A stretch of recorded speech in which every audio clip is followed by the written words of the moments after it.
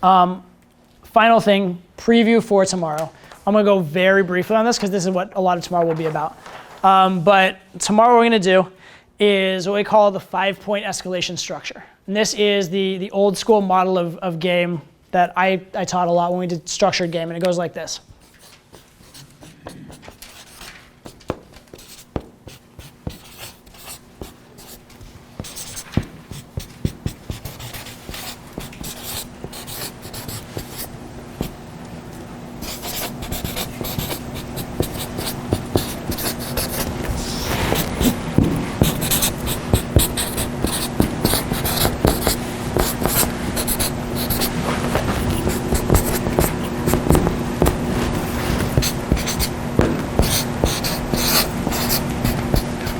Okay.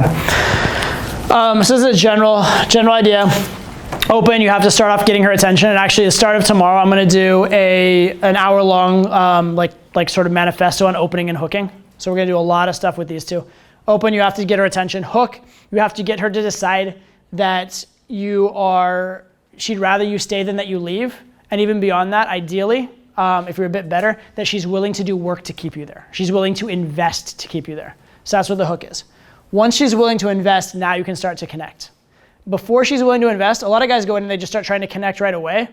The girl has no incentive yet. The girl hasn't decided about you. She doesn't like you. She's not chasing you. She's not bought in. You just try to start connecting, and you're just like the epitome of the low value guy trying to be in the provider frame. It doesn't work very well, okay? So like a lot of guys lead with this and it doesn't work. This is great, but not until after the open and the hook. Okay, so emotional connection. The other thing that's important, emotional connection and physical connection are not discrete. You should be connecting physically and emotionally at the same time. You don't want to be the guy that's like talking about like how much you love each other and what you want to name your kids before you've like touched her on the shoulder, right? That's a little creepy. You also don't want to flip it and be the guy that's like basically manhandling her and doesn't even know her name, typically. There are times, but typically not. And then finally the close, whatever the particular close you're looking for is. Sometimes it'll be a phone number because that's all that logistics will allow. A lot of times it'll be a date or sex or whatever. So this is the general procedure. And the idea is there are certain waypoints you want to hit along each of these that allow for the next. It's very hard to hook someone's attention until you have their attention. It's very hard to connect until they're bought in. Right? And it's very hard to close when you don't have this because why would they allow it? So that's what we're gonna go through step by step for tomorrow. So that's a little bit of a preview. So that'll be tomorrow, is we'll go through this model in a lot of detail as well as a lot of the other theoretical models I have for how to implement all the things we've talked about today. And then we'll have at the start probably about a 1 hour open and hooking manifesto. So hopefully at the end of that, you have no issue with understanding how to open any conversation, how to get any girl talking, okay? With that said, I'm gonna wrap today by just taking whatever questions you guys have. So anything and everything, yeah. Real quick, just back to your 5-point model.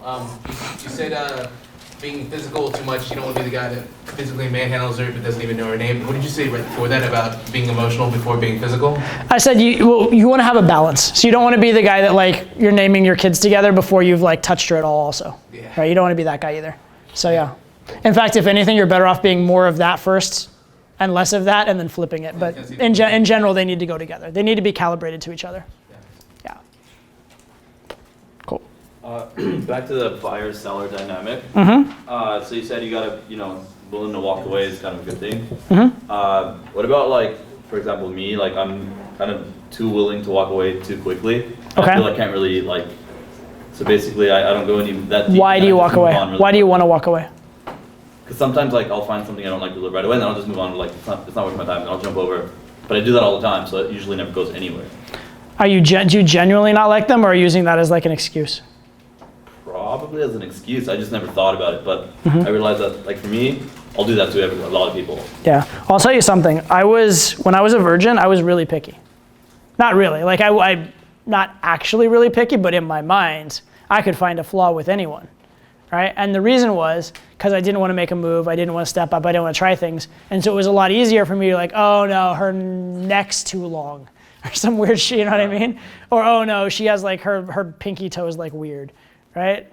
Some weird shit, because it's easier for me to justify that than to be like, oh, I'm too much of a like, I don't want to do it, or to face a rejection or that kind of stuff. So be very careful that you're not like prematurely like rejecting her so she can't reject you. And be very careful that you're not being like such a perfectionist that you're just ruining your chance to just have a lot of fun experiences. Don't get into this mind frame that like every girl you meet has to be like your future wife or something like that, right? It's totally fine to have some fun adventures, have some sex with random girls, and then, find what you like. And actually, surprisingly enough, what you think you like and what you actually end up liking might be very different. Like what I thought my type was when I was 18-year-old as a virgin is a bit different than what my type is now, right? Some of the stuff that I really, like I've met girls that were like my ideal perfect type as 18, and they bored the living shit out of me. And I couldn't have a relationship with them, right? Like it's good to have sex with them, it was very validating because they were like my type, and it's like, oh, I've achieved that. But after a little bit, I was just like, this is a terrible relationship. This isn't what I actually want. And the only reason I knew that is that I was with a lot of girls and I found out what I do want. So don't limit yourself too much in terms of all that. Like allow for the experience. Yeah. Okay, so this is sort of like a situational thing that's actually happened last night. Basically, and it's funny because a lot of the stuff you're saying was confirming the stuff that I just kind of started doing. So my friend was with me, saw the girl, boom, right away. I don't even know what I said.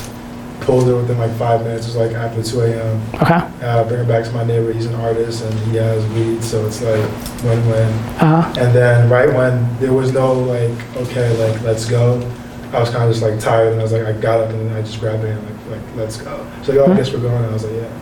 Cool. And so we're going upstairs to my place, and I'm like, she goes, where are we going? I'm just like, oh, just upstairs, right? Mm-hmm. So we're in my room, we're chilling, whatever, and I'm looking at her, and I'm giving that look, and it's funny you said about the lean, but just kind of, But, so I'm looking at her, and I'm just giving that really sexual look, just holding it. And then she says, and I guess maybe I waited too long, I probably did. She goes, like, I know you want to kiss me, but, yada, yada, yada, yada. Mm-hmm. Now, earlier when I first stepped up to her and I was pulling her, she was like, you're not going to try to have sex with me, right? Or you're not going to, like, whatever. And I was able to just kind of, like, just bypass that. But in that moment, I wasn't really sure, okay, like, I want to go for the kiss, I want to fuck this girl. But it's like, how do I do that without, being, like, pushing her boundaries too much or going against what she's saying logically? How do I go with the emotion? Cool. So I'm going to answer that two ways. Because most of the time when someone has a question about a particular place in the interaction, there is maybe something they can do at that place, but there's oftentimes something they could have done earlier to like save themselves from that hurdle. And usually, like you've heard the phrase, an ounce of prevention is worth a pound of cure. So the prevention is usually the better alternative. But I'll give you kind of both. In that moment where you're already back in the bedroom, she's like, you're not going to try and kiss me, are you, or something like that. At that moment, I probably would say something kind of like cheeky, but something that indicates that I'm not going to kiss her, but that I don't have to do it right now. I'd be like, well, I didn't think, for example, you're not going to try and kiss me, are you? Like, no, not yet. Right, or something like that. That doesn't indicate that like I would never, or that like, oh, it'd be wrong if I were to try or something like that. But like, no, I'm not really ready for that yet, right? Or no, I think let's get to know each other a little bit better first, right? Or sometimes if it's the vibe's right for it, if she goes, you're not gonna try and kiss me, I'd be like, girl, when I'm gonna kiss you, you'll know, right? Or like when the time comes that I feel like kissing you, you won't have to ask, right? So you can say that kind of thing as well, which indicates like that I'm not opposed to the kiss. I am a man. I will make a move, but also like I'm not just like all wrapped up in your frame, and you don't just like have my balls on the plate, so to speak. So those kind of answers can be pretty good in that context. And then what I would do from there, if the sexual tension is very high, is I might wait just a little bit and then go ahead and do it, but I would give a little bit of pause. If the sexual tension is not super high, I might actually back off, chill out, and then just restart the escalation from scratch again, and then build back up slowly. However, what I would do even more so is before that, try and set a frame where she's chasing you rather than you chasing her. Because the very fact that she feels confident enough to say that to you says that she kind of knows that she has you.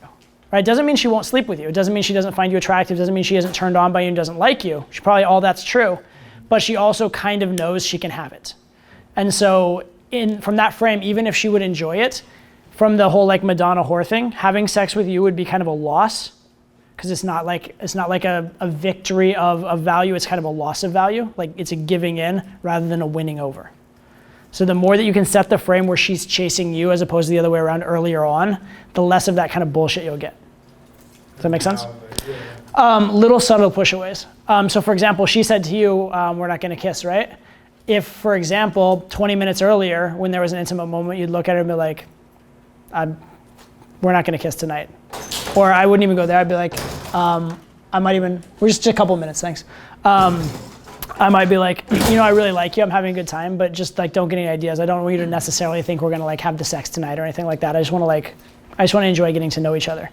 So you put that out there, and the fact that you say that indicates that sex is on your mind a little bit, but it also creates that frame where you said it first.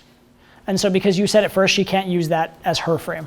It's already your frame. So if she later on goes, oh, we're not gonna kiss tonight, I'd be like, girl, I told you that half an hour ago. Just relax and chill. Like stop thinking sexy thoughts with me and just be real. Does that make sense? And then it's your frame rather than hers. Don't overdo that though. If you overdo it, then you create too many obstacles for yourself. But if you just throw in a little smattering of it, it can be very, very effective. Yeah, as soon as you said that, that actually reminded me of a moment when I like told this girl, and I said that, I was like, we're not having sex tonight. And then boom, it was just like. Exactly. So you can do it preventatively. But if you ever do get in that situation, you can always solve it too. It's just when you have to solve something, once you get to the bedroom, you don't want to be doing your problem solving there, because that's very like, it's very high risk, high reward in the bedroom. Like it's like everything's like very close to sex, and so it's like a big deal. So it's much better if you can solve it in a low impact venue, like outside or before you get home or that kind of stuff, so that the bedroom stuff goes more smoothly. So yeah, but if you have to problem solve in the bedroom, do it, because obviously you're there, right? But if you can prevent it, do so too. And that's if you knew the problem's gonna come, or do you try to do that? I assume.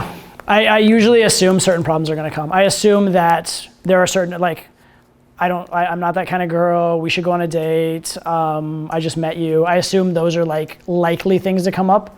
So because I've been with enough girls and I know what's gonna happen, the really common ones, I kind of like diffuse them before they happen, if that makes sense. We'll talk about that a ton tomorrow as well.